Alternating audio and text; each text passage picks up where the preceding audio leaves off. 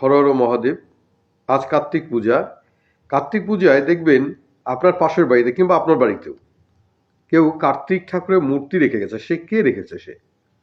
সে হচ্ছে আপনার খুব ঘনিষ্ঠ কাছের লোক, যে কিনা আপনার মঙ্গল চায়।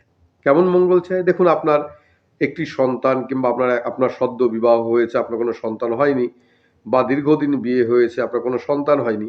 তাই আপনার যারা শুভাকাঙ্ক্ষী, যারা ভালো চায়, তারা কিন্তু আপনার বাড়িতে একটা কার্তিক ঠাকুরের মূর্তি রেখে গিয়েছে।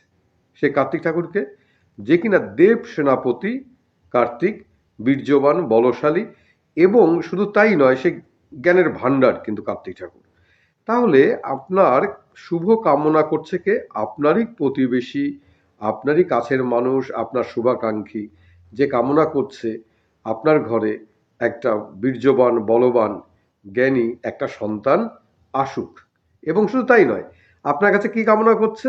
আপনার কাছে কামনা করছে, একটা লিস্ট ধরিয়ে দিচ্ছে যে পুজোতে এটা প্রসাদ করা হোক, এই জিনিসটা আনা হোক, এটা প্রসাদ হিসাবে ব্যবহার করা হোক। মানে একটা আনন্দ, মানে আপনার ভালো চেয়ে একটা আনন্দের একটা যে দিক প্রকাশ হচ্ছে সনাতন ধর্মের, এটা কিন্তু একটা খুব খুব ভালো দিক। কিন্তু ব্যাপারটা বোঝার বিষয়। ভালো থাকবেন। হর হর মহাদেব।